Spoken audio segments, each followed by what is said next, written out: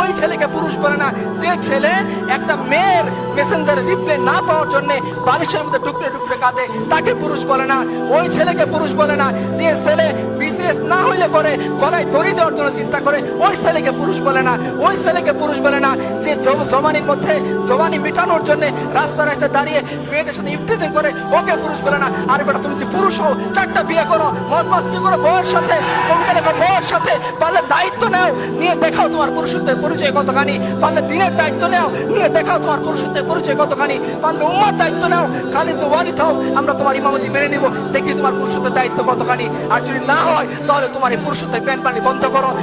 ইতিহাস তোমাকে মনে রাখবে না, ইতিহাস মনে রাখবে খালিদ ওয়ালিদকে, ইতিহাস মনে রাখবে জাফর ইবনে আবু তালিবকে, ইতিহাস মনে রাখবে আবু বকর ওমরকে, যে ওমর পারস্যের সামনে দাঁড়িয়ে চোখে চোখ রেখে কথা বলেছিলেন। ইতিহাস মনে রাখবে রিবি ইবনে আমরকে, যিনি রুস্তমের সামনে দাঁড়িয়ে বলেছিলেন রাসূলুল্লাহ সাল্লাল্লাহু আলাইহি সাল্লাম 3টা অপশন আমাদের সামনে দিয়েছেন, হয় ইসলাম কবুল করো, শান্তিতে থাকবা, রুস্তম বলতে পারবো না, তাহলে অপশন 2 তুমি আমাদেরকে জিজিয়া দিবা, আমাদের অধীন হয়ে যাবা। রুস্তম বলতে পারবো না, তো অপশন নাম্বার 3 তলোয়ার সমাধান করবে তোমার আমার মধ্যে, হয় তুমি জীবিত থাকবা না আমি জীবিত থাকবো।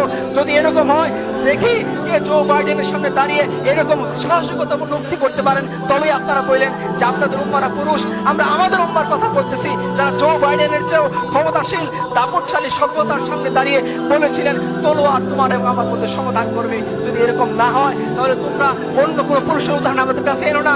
আমাদের কাছে হসিমের পুরুষ না, অমুক তমুক পুরুষ না, আমাদের কাছে পুরুষ হচ্ছেন রাসূলুল্লাহ সাল্লাল্লাহু আলাইহি ওয়াসাল্লাম, আমাদের কাছে পুরুষ হচ্ছেন তার চাচাতো ভাই জাফর ইবনে আবি তালিব, আমাদের কাছে পুরুষ হচ্ছেন আব্দুল্লাহ ইবনে ওমর, আমাদের কাছে পুরুষ হচ্ছেন যায়েদ ইবনে দাসিনা রাদিয়াল্লাহু আনহু, যারা মৃত্যুর মুখে হাসতে হাসতে নিজের জীবনকে দিয়ে যেতে পারেন শুধুমাত্র এক আল্লাহর জন্য, উম্মতের জন্য, দ্বীনের জন্য, এবং যারা নারীদের দায়িত্ব নিতে পারেন, যারা সমাজের দায়িত্ব নিতে পারেন, যারা অর্ধ পৃথিবীর বাদশা হয়ে ভিখারির মতো ফকিরের মতো জীবনযাপন করতে পারেন, আমরা এদেরকে পুরুষ মনে করি। আমরা তোমাদের আনা উদাহরণকে কখনোই পুরুষ মনে করি না।